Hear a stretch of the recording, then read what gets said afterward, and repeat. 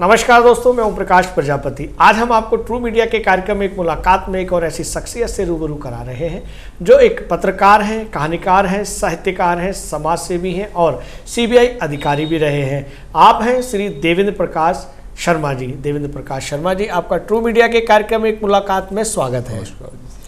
हम प्रश्नों की ओर चलते हैं देवेंद्र जी। जैसा कि हमने दर्शकों को बताया कि आप अपने जीवन में पत्रकारिता भी आपने की है और वो लगभग 4 दशक पहले की है। 4 दशक की पूर्व की जो पत्रकारिता थी और वर्तमान की पत्रकारिता में आप क्या फ़र्क जानते हैं, क्या महसूस करते हैं, हमारे दर्शकों को बताएं। देखिए ओम प्रकाश जी, आपका कहना बिल्कुल सत्य है कि 40 वर्ष की पूर्व की पत्रकारिता में और आज की पत्रकारिता में ज़मीन आसमान का अंतर है जी। पहले प्रिंट मीडिया होती थी, प्रिंट मीडिया का जो है एक निष्पक्षता होती थी और निष्पक्षता के साथ ट्रांसपेरेंसी होती थी और सच्चाई को वो दर्शाया करते थे जी। आज की पत्रकारिता के ऊपर जो है सोशल मीडिया हावी है जी। और सोशल मीडिया हावी होने के कारण और जो पत्रकारिता है उसके अंदर निष्पक्षता नहीं रही है जी। तो मैं ये मान के चलता हूँ कि पत्रकारिता में अब बदलाव की आवश्यकता है। बहुत अच्छे बदलाव की आवश्यकता है और तभी जो है समाज और देश आगे बढ़ सकता है। बहुत अच्छे, आपने बहुत अच्छी जानकारी दी हमारे दर्शकों को। हम देवेंद्र जी आगे बढ़ते हैं। जैसा कि हमने दर्शकों को बताया कि आप एक सीबीआई अधिकारी भी रहे हैं, हम जानना चाहेंगे कि उस दौरान जब आपने कार्यरत रहे हैं सीबीआई में, हालांकि कुछ बातें ऐसी खुफिया होती हैं जो नहीं बताने योग्य है, लेकिन हम फिर भी कुछ ऐसा संस्मरण हो जो हमें हमारे दर्शकों को साझा करें, जो आप हमें बताना चाहें। सीबीआई में अधिकारी मैं जो है 2006 से 2012 के दौरान 2014 के दौरान दो टेन्योर में रहा और मैं क्योंकि सर्विस से जुड़ा हुआ हूँ तो उस विषय में मैं कुछ नहीं बोल सकता, परंतु ये है कि सीबीआई में रहने के दौरान मैंने मुझे बहुत कुछ सीखने को मिला। क्या बात है, बहुत कुछ सीखने को मिला और वो जो सीखने को मिला वो मेरी ज़िंदगी की एक कमाई है। क्या बात है। ये आपकी अपनी व्यक्तिगत जो है आपने सीखा है और जिया है आपने। बहुत शुभकामनाएं। देवेंद्र जी, हम आगे बढ़ते हैं। जैसा कि आप समाज सेवी भी रहे हैं और अपने युवावस्था से आपने समाज सेवा की, हम चाहेंगे दर्शकों को आपके समाज सेविका के भी चर्चे बहुत हुए हैं, उस विषय में भी कुछ बताएं। जी हाँ, समाज सेवा से मैं जो हूँ 1980 के दशक से जुड़ा हूँ जी। और जब हम युवावस्था में थे उस समय हम कवि सम्मेलन, रामलीला वगैरह करवाया करते थे जी। और इसके अलावा और फंक्शन हम समाज सेवा के लिए किया करते थे जी। और इसके अलावा मैं RW एसोसिएशन के अंदर यहीं राजेंद्र नगर में सचिव पद पर मैं रहा 2000 के दौरान 3 साल में वहाँ यहाँ रहा और समाज सेवा से रिलेटेड मैंने काफ़ी काम किए हैं। उसके बाद ये तो आपने शर्मा जी बताया कि आपने कई समाज सेवाएं की हैं और अब तक RWA और रामलीलाएं भी आपने कराई हैं, लेकिन हम ये भी जानना चाहते हैं, हमें सूत्रों से पता चला है कि पिछले कई वर्षों से आप निर्धन, गरीब, असहाय व्यक्तियों की अस्थियों को तमाम सम्मानित घाटों पर जाकर उनका विसर्जन करते हैं। यह शुरुआत कैसे हुई, ये भाव आपके मन में कैसे आए, हमारे दर्शकों को साझा करें। बिल्कुल, मैं ओम प्रकाश जी आपका आभार प्रकट करता हूँ कि आपने इस विषय को उठाया और मैं इस बारे में बताना चाहूँगा कि दिल्ली के अंदर एक संस्था है जिसका नाम है दशा परिवर्तन समाज सेवा संगठन जी। दशा परिवर्तन समाज सेवा संगठन मेरे मित्र श्री विजय सक्सेना जी द्वारा स्थापित है जी। उसका परिचय मुझे 2018 में मिला था, अपने सर्विस काल के अंदर ही मिला था। और यह संस्था इतनी अच्छी संस्था है कि यह निर्धन और असहाय लोगों के दाह संस्कार करती है जी। दाह संस्कार करती है और इस साल में एक बार यह संस्था कई शमशान घाटों से अस्थियां इकट्ठी लावारिस अस्थियां इकट्ठी करके उनको गढ़गंगा में विधि विधान से पूरे अनुष्ठान के साथ, हिंदू रीति रिवाज के साथ गंगा नदी में विसर्जित करती है जी। और वहाँ पर अभी हम इसमें मार्च के महीने में ही हम वहाँ गए थे, 19 मार्च को गए थे जी। और अभी हम 16 अस्थियों का वहाँ विसर्जन करके आए हैं। बहुत अच्छे। और इसमें एक बहुत बड़ी बात मैं आपको बताना चाहूँगा कि एक अस्थि हमको एक शमशान घाट से 25 साल पुरानी मिली थी।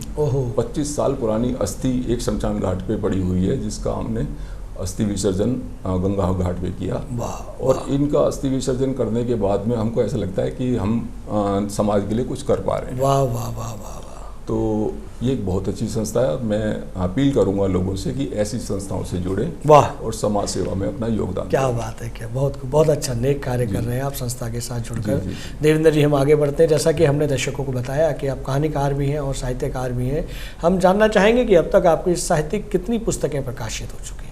देखिए, साहित्यिक क्षेत्र में मेरा जो कदम है 1980 के दशक से है और 1980 के दशक में मैंने पत्रकारिता में एक डिप्लोमा कोर्स किया था और मैं उस दौरान में कहानियाँ लिखता था और मेरी कहानियाँ कई अखबारों में, कई मैगजीन्स में लगातार निरंतर छपती रही है। जी निरंतर छपती रही है जी। और आपको निकट भविष्य में एक बहुत अच्छा एक संगठित कहानियों का एक संग्रह आपको मैं उम्मीद करूंगा कि आपको मिलेगा। वाह वाह वाह। क्या उसकी पांडुलिपि पहुंच तैयार है? हाँ, मैं उसकी पांडुलिपि तैयार कर रहा हूं। अच्छा। तो मैं आपको एश्योर करता हूं कि निकट भविष्य में आपको। वाह, बहुत बहुत शुभकामनाएं आपको, अग्रिम शुभकामनाएं। तो जैसा आपने बताया कि पांडुलिपि तैयार है और प्रिंट में जाने के लिए तैयार है, तो हम चाहेंगे कि दर्शकों को आप अपनी कोई प्रिय रचना सुनाएं।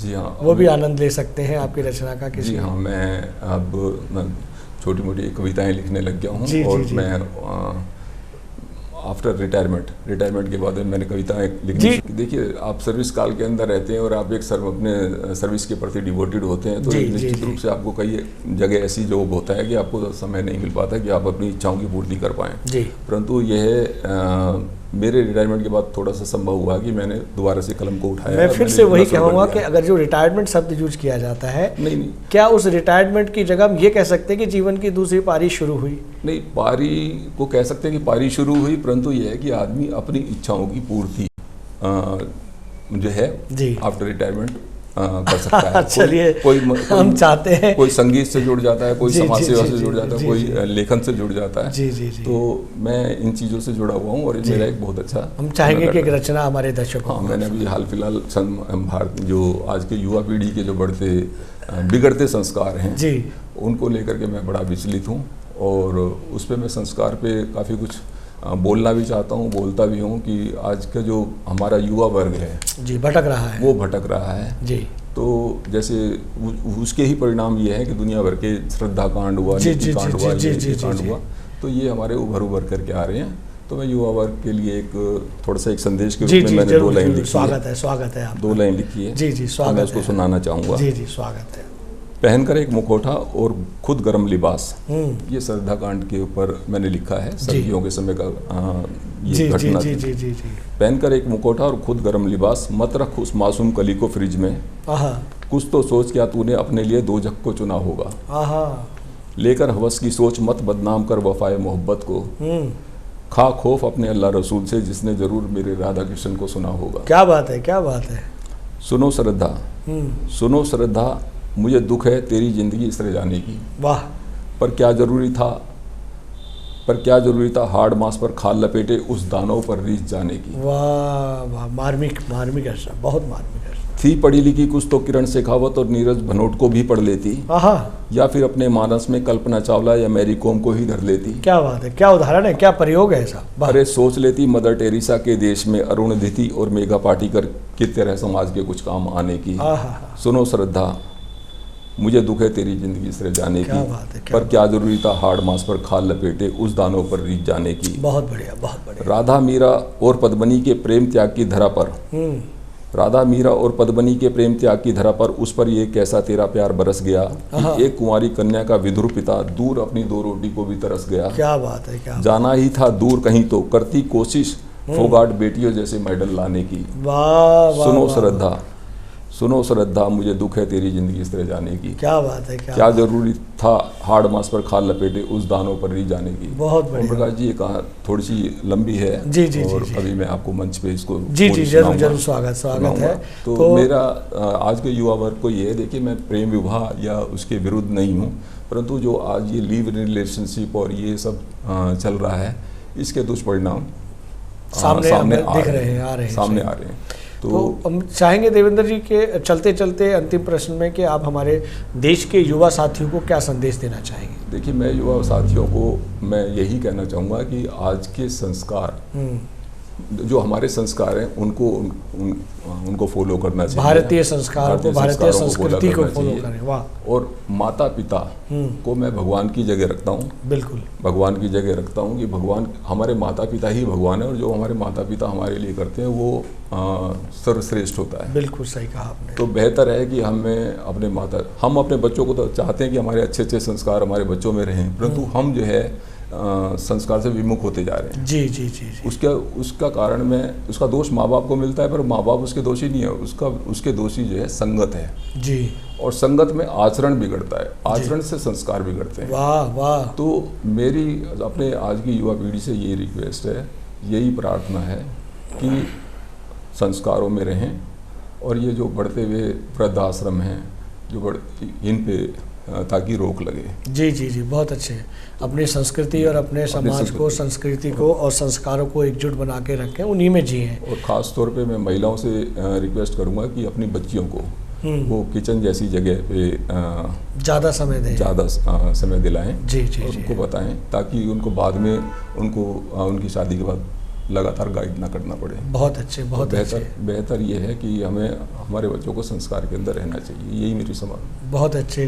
देवेंद्र प्रकाश शर्मा जी, आपने ट्रू मीडिया के कार्यक्रम में एक मुलाकात के लिए अपना बेशकीमती समय दिया, उसके लिए बहुत बहुत धन्यवाद। धन्यवाद। अगर आप ये वीडियो YouTube पर देख रहे हैं तो हमारे चैनल को सब्सक्राइब करें और बेल आइकन को दबाना ना भूलें। अगर आप Facebook पर ये वीडियो देख रहे हैं तो हमारे पेज को लाइक करें।